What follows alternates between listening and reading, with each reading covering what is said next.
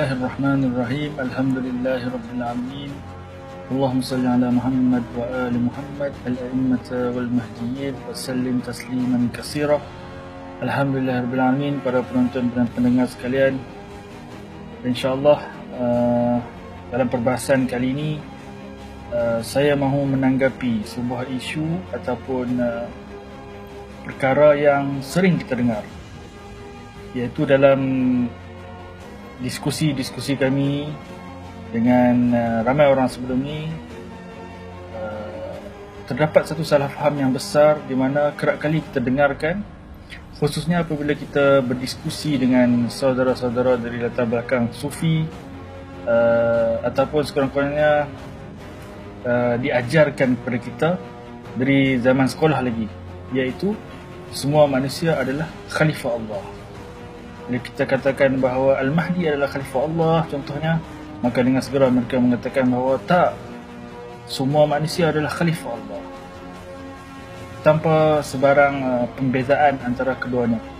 Maka dalam jawapan balas ini, perbahasan ini, kami ingin debatkan perkara ini, bahawa semua manusia bukanlah khalifah Allah. Namun khalifah Allah itu adalah khusus untuk individu tertentu yang dilantik oleh Allah Subhanahu wa taala. Yang pelantikan itu dinaskan, dan kita akan buktikan perkara ini dengan berdasarkan dalil-dalil daripada Al-Quran, dan insya-Allah saya akan mulakan. Pertama sekali kita pergi dulu kepada definisi khalifah. Khalifah itu berasal daripada perkataan daripada bahasa Arab yang secara harfiahnya bermaksud pengganti ataupun wakil. Ini dapat kita berdasarkan daripada kamus-kamus bahasa Arab yang masyhur lah. Secara umumnya kita boleh katakan bahawa khalifah itu adalah pengganti ataupun wakil. Dengan kata lain, apabila Allah Subhanahu wa taala melantik seorang khalifah, maka individu tersebut adalah pengganti kepada Allah, wakil kepada Allah yang membawa autoriti dan kekuasaan Allah dalam batasan-batasan tertentu. Dan kita dapati khalifah Allah ini boleh saja berdasarkan sejarah-sejarah yang lepaslah, khalifah Allah ini adalah dari kalangan Nabi, dari kalangan Rasul, Imam, Raja atau sesiapa saja yang dilantik oleh Allah untuk menggalas autoriti Allah Subhanahu wa taala di alam ciptaannya.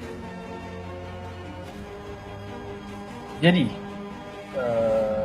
kita pergi ke bahagian seterusnya, iaitu dalil yang digunakan oleh masyarakat awam yang bagi mengatakan bahawa seluruh umat manusia adalah khalifah Allah, iaitu surah Al-Baqarah ayat 30. Bismillahirrahmanirrahim. Wa iz qala rabbuka lil malaikati inni ja'ilun fil ardi khalifah. Ayat ini adalah punca ataupun permulaan kepada salah faham yang paling besar, apabila para ahli tafsir menafsirkan ayat ini merujuk pada semua manusia tanpa sebarang had, tanpa sebarang batasan, walaupun jelas konteks ayat ini hanya merujuk pada Nabi Adam AS, seorang saja. Ini boleh kita tanggapi dengan mudah dengan membaca 4 ayat seterusnya, yang mana sudah terkenal sehingga saya rasa tidak perlu kita sebutkan di sini. 4 ayat seterusnya ini menunjukkan bahawa perlantikan ini adalah untuk Adam AS. Perlu juga kita tekankan bahawa Allah lah yang melantik khalifah ini. Maka Adam dilantik sebagai khalifah oleh Allah. Maka untuk menjadi seorang khalifah itu, ia perlu pada perlantikan, bukan secara otomatis. Bukan secara otomatis semua manusia itu adalah khalifah Allah. Ini adalah satu kenyataan yang tidak berasas dan tidak bersandarkan dalil. Khalifah Allah perlu dinaskan, perlu dilantik dengan sebutan. Seperti yang kita telah sebutkan sebelumnya, bahawa seorang khalifah Allah menggalas autoriti Allah, perintah dan kemahuan Allah, atau boleh saja disebutkan sebagai Allah, namun pada batasan seorang makhluk yang lemah. Okay? Mereka lah, para khalifah ini adalah para anbiya, para rasul dan para imam dalam bidang Allah. Dan disebabkan oleh autoriti ini, khalifah Allah tersebut wajib ditaati dan diikuti serta didukung agar kemahuan Allah ke atas makhluknya dapat dicapai. Apa itu kemahuan Allah? Apa itu keinginan Allah? Sudah pasti memenuhi bumi ini dengan tauhid kepadanya, dengan keadilan, dengan kesaksamaan, serta keterhapusan segala bentuk kezaliman. Dan disebabkan para khalifah Allah ini wajib ditaati, yang mana jika tidak ditaati akan menyebabkan kemurkaan Allah, maka seharusnya mereka disebutkan secara nas. Perlantikan ini telah banyak kita bincangkan. Saya bincangkan sebelum ni bahawa seorang khalifah Allah akan dinaskan. Polisi penyebutan ataupun pengenasan ini adalah polisi di dalam Al-Quran. InsyaAllah kita akan telusuri satu persatu dalil-dalilnya. Terlalu banyak di dalam Al-Quran, namun kita akan tanggapi beberapa saja kerana saya tidak mahu memanjangkan perbahasan ini. Yang pertama sekali adalah apabila Allah Subhanahu Wa Taala melantik Nabi Daud AS. Apabila dia menaskan Daud dalam surah As-Sad ayat 26, Bismillahirrahmanirrahim, Ya Daud, inna ja'alnaka khalifatan fil ardh. Wahai Daud, sesungguhnya kami telah menjadikanmu seorang khalifah di muka bumi. Kemudian Allah Subhanahu Wa Taala melantik Ibrahim sebagai imam, dan dia juga menaskan Ibrahim dalam surah Al-Baqarah ayat 124. Bismillahirrahmanirrahim, wa idh ibtala Ibrahim rabbuhu bikalimati fa'tammahun qala inni ja'iluka lin-nasi imama. Sesungguhnya aku melantikmu hai Ibrahim menjadi imam pada umat manusia. Surah Al-Baqarah ayat 124.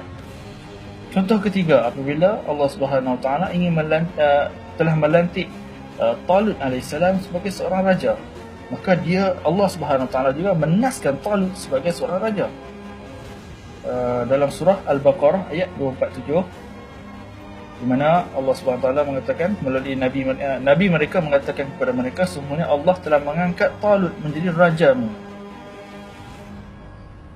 Sesungguhnya Allah telah memilih rajamu dan anugerahinya ilmu yang luas dan tubuh yang perkasa, dan Allah memberikan pemerintahan kepada sesiapa yang dikehendakinya, dan Allah maha luas pemberiannya lagi maha mengetahui. Surah Al-Baqarah ayat 247.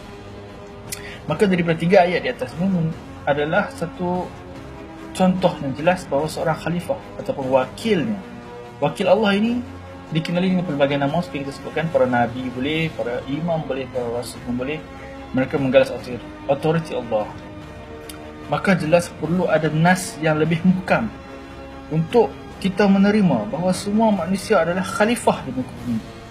Namun kita dapati hakikatnya tidak ada sebuah dalil pun yang menyebutkan bahawa semua manusia secara automatik adalah khalifah Allah. Tidak. Ini tidak bersandarkan dalil. Tapi apa yang bersandarkan dalil adalah seorang khalifah Allah harus disebutkan, dinaskan, dilantik oleh Allah Subhanahu Wa Taala, seperti mana telah dapat kita dapati daripada contoh daripada Nabi Adam AS dilantik sebagai khalifah, Nabi Daud AS dilantik sebagai khalifah, Nabi Ibrahim AS dilantik sebagai seorang imam, seorang pemimpin lantikan Allah, maka beliau juga adalah wakil Allah. Kemudian Talut dilantik sebagai raja, maka dia juga adalah wakil Allah, khalifah Allah. Maka bagi orang-orang yang mengatakan bahawa semua manusia adalah khalifah Allah secara otomatis, maka ada beberapa kemusykilan yang perlu kita jawab. Yang pertama sekali, jika semua manusia adalah seorang khalifah lantikan Allah, mengapa Allah masih perlu mengkhususkan nas untuk perlantikan setengah mereka? Contohnya, yang kita sebutkan di atas bahawa Nabi Daud masih lagi disebutkan sebagai seorang khalifah, disebutkan oleh Allah, dilantik oleh Allah sebagai seorang khalifah. Perkara ini adalah sia-sia jika semua manusia adalah khalifah. Maka buat apa lagi Allah mengatakan kepada Daud, menaskan Daud dengan pelantikan sebagai khalifah? Penyebutan khusus ini adalah bukti yang paling kukuh bahawa bukan semua manusia adalah khalifah Allah. Malah hanya orang yang dilantik, yang disebutkan sebagai khalifah, sebagai wakil, sebagai pengganti Allah adalah khalifahnya, bukan semua manusia. Yang membawa kita kepada persoalan ataupun kemusykilan kedua. Khalifah bermaksud pengganti. Maka adakah jikalau semua manusia itu adalah khalifah Allah? Adakah seorang khalifah Allah ataupun apa yang saya ingin katakan di sini, adakah ini juga termasuk orang-orang yang berzina, orang-orang yang membunuh? Adakah mereka juga khalifah Allah? Adakah mereka juga wakil Allah? Jelas di sini bahawa ini bercanggahan dengan firman Allah, bahawa semua wakilnya adalah dilindungi dengan ismah. Mereka itulah, Allah berfirman bahawa mereka itulah orang-orang yang telah diberi petunjuk oleh Allah, maka turutilah olehmu akan petunjuk mereka. Katakanlah, aku tidak meminta upah kepada kamu mengenai petunjuk itu, dan tidak lain hanyalah peringatan bagi penduduk alam seluruhnya. Maka jelas, apabila ada segolongan manusia yang diperintah Allah untuk ditaati, kerana mereka diberi petunjuk, menunjukkan bahawa bukan semua manusia adalah khalifah Allah. Okay? Hanya orang-orang yang diberi petunjuk, dilantik dan dinaskan, mereka itulah yang wajib ditaati dan ikuti oleh manusia lain. Allah itu maha bijaksana, maka atas kebijaksanaannya dia tidak akan meninggalkan bumi ini tanpa wakilnya atau penggantinya untuk menguruskan urusan dunia dan hamba-hamba yang berada di dalamnya. Ini saja dalil yang telah menunjukkan dengan jelas bahawa Allah melantik khalifahnya, bukan manusia yang melantik. Dan bukan semua manusia itu adalah khalifahnya, melainkan orang-orang yang dilantik sahaja. InsyaAllah, berdasarkan penerangan ini, maka kita boleh simpulkan bahawa tidak ada dalil ataupun nas yang muhkam bahawa semua manusia itu secara otomatis adalah khalifah Allah. Malah kita telah bahaskan beberapa dalil bahawa seorang khalifah Allah itu dilantik dan disebutkan oleh Allah Subhanahu wa ta'ala. Dan mustahil apabila semua manusia itu adalah khalifah Allah, maka siapa yang harus kita taati? Maka adakah orang-orang yang berbuat maksiat, berbuat kerosakan juga termasuk dalam kekhalifan Allah ini? Maka kemusyrikan ini secara automatik menolak dakwaan orang-orang yang mengatakan bahawa semua manusia adalah khalifah Allah. InsyaAllah, setakat itu saja perbahasan kami, dan saya persilakan kepada mana-mana pihak yang boleh membawakan dalil muhkam, dalil yang jelas tanpa perlu penakwilan bahawa semua manusia adalah khalifah Allah, dipersilakan sama ada membuat jawapan balas ataupun respon kepada perbahasan ini, insya-Allah. Setakat itu saja. Wassalamualaikum warahmatullahi wabarakatuh.